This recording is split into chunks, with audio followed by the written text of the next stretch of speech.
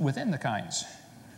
The Big Bang Theory teaches 20 billion years ago, there was a Big Bang where nothing exploded and produced everything. This is what the textbook says.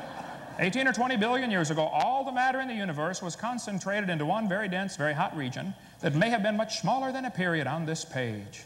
For some unknown reason, this region exploded. Everything in the universe, smaller than a period on a page. Wow. That's a crowded dot. And then 4.6 billion years ago, the Earth cooled down and formed a rocky crust. Yes, boys and girls, the planet Earth cooled and a rocky surface was created. And the Earth's surface was hot, and there were large pools of bubbling lava. But it rained on the rocks for millions of years. This is what the textbooks teach, okay? Millions of years of torrential rains created great oceans. And swirling in the waters of the oceans is a bubbling broth of complex chemicals. Progress from a complex chemical soup to a living organism is very slow. Well, I guess it is. Totally stopped. Doesn't even happen. That's how slow it is. This guy said the first self-replicating systems must have emerged in this organic soup. So according to the standard evolution theory in the textbooks, 20 billion years ago, Big Bang, 4.6 billion years ago, the Earth cooled down. It rained on the rocks for millions of years and turned them into soup, and the soup came alive 3 billion years ago. So great-great-great-great-great-great-great-great-great-grandpa was soup. Now, there's no question there are an awful lot of different varieties of dogs in the world, and I don't think there's a question they probably had a common ancestor, but it was a dog. That doesn't mean all the dogs came from a rock. Okay, 4.6 billion years ago. What evidence do they give to support this theory for evolution? The textbook says we've got evidence from fossils. Oh, now come on, any freshman law student can tell you no fossils could possibly count as evidence for evolution. You don't know those bones had any kids. Bring your bones into court. Hey, Your Honor, these bones are the ancestors of everybody today. Yeah, right. You don't know those are the ancestors of anybody. I mean, a kindergartner ought to figure that one out. Evidence from structure, evidence from molecular biology, evidence from development. All the supposed scientific evidence for evolution has been proven wrong years ago. There is no evidence for the theory. Now, I don't mind if somebody wants to believe in it. This is America, the land of the free and the home of the slave, or whatever. But, and if you want to believe in evolution, that's perfectly fine. Honestly, I don't care.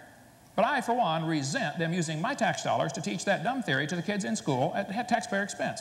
They ought to go start their private schools.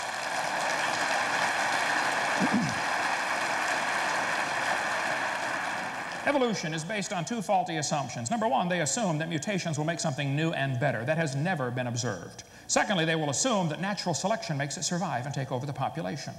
You see, in order for evolution to really work, if one animal evolves a little better than the rest, what must happen to the rest of them to make this work?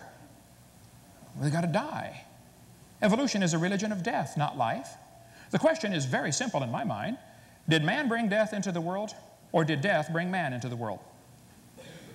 Because if evolution is true, death is the hero of the plot. Darwin understood that very well and said so on page 217 of his book. It's true that mutations happen. There's no question there. But mutations do not produce any evolution. This is a five-legged bull. That's a mutant. There's no new information. It's a scrambling of existing information. Same with the short-legged sheep. That's a mutant. But there's no new information. This two-headed turtle is a mutant. It's not ninja, but he's mutant. And he's going to freeze first winter because nobody makes a double-neck turtleneck sweater. See? Mutations are a scrambling of information that is already existing. They're not going to create a thing. This textbook shows a four-winged fly, and it says normal fruit flies have 2 wings. This mutant has 4. This rare mutation, like most mutations, is harmful. Then it says beneficial mutations are the raw material for natural selection. Well, excuse me, why don't they give an example of a beneficial mutation? Because nobody's ever seen one. They show the kids a bad one, and there's plenty of those, but they never show a good one. One professor said, I know a good mutation.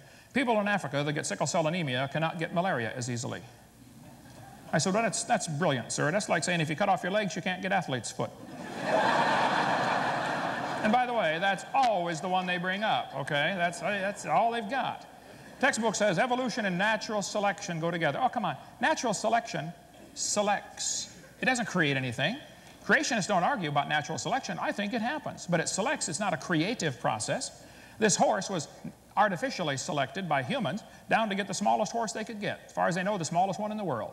Talk about useless. See, natural selection is not a creative process. It doesn't create a thing. I taught biology. I'm not against biology. Natural selection works, folks, but it doesn't create. It just selects. If you worked in a factory that made cars and you selected the good ones to go through and the bad ones to not make it out the door, how long would it take that selection process to create an airplane out of that car? It's not going to do it, okay? You may get a big dog or a little dog, but you're going to get a dog. And probably the dog, the wolf, and the coyote had a common ancestor. I wouldn't argue about that. But every 5-year-old kid knows they're the same kind. I do this all the time. I get a 5-year-old kid. Okay, kid, here we got a dog, a wolf, a coyote, and a banana. Which one is not like the others? They get it every single time, okay? See, the Bible says they bring forth after their kind, not after their species. Darwin wrote a book called The Origin of Species. Who knows? Nobody's ever given a good definition of what a species is. They say, well, a dog and a wolf are different species. Yeah, but they can still interbreed and produce puppies. So what is the good, hard, fast definition of species anyway? The Bible says it's the same kind, and that's where the argument ought to be held. Variations certainly happen, but they have limits. Farmers have been trying for years to get bigger pigs.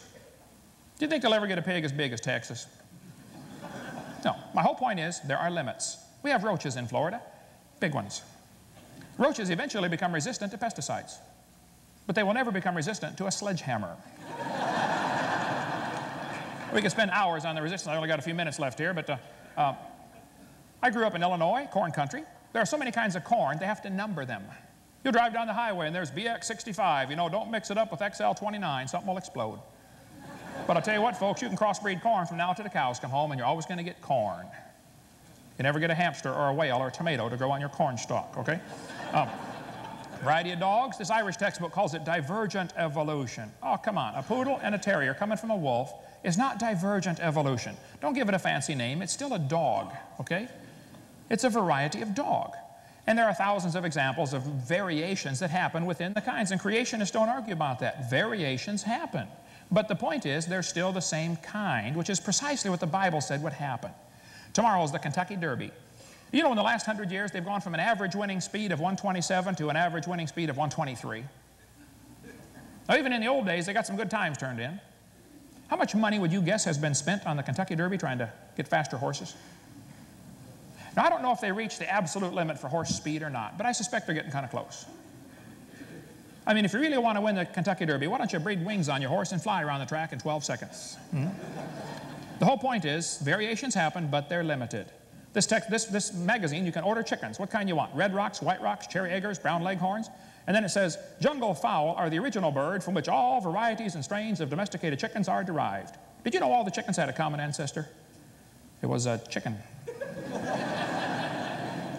Creationists don't argue. Variations happen. God created an incredible gene code in each of the original kinds of animals, and they can produce a wide variety of offspring.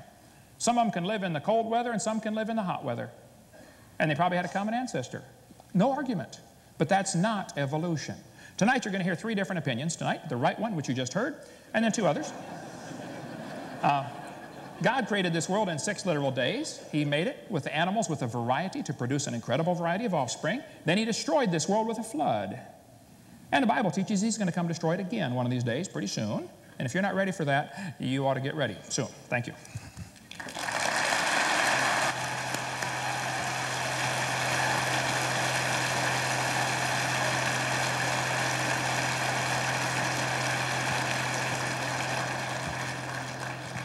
The second of our opening statements on the subject matter of how did we get here and when did we arrive is Kyle Frazier. Kyle.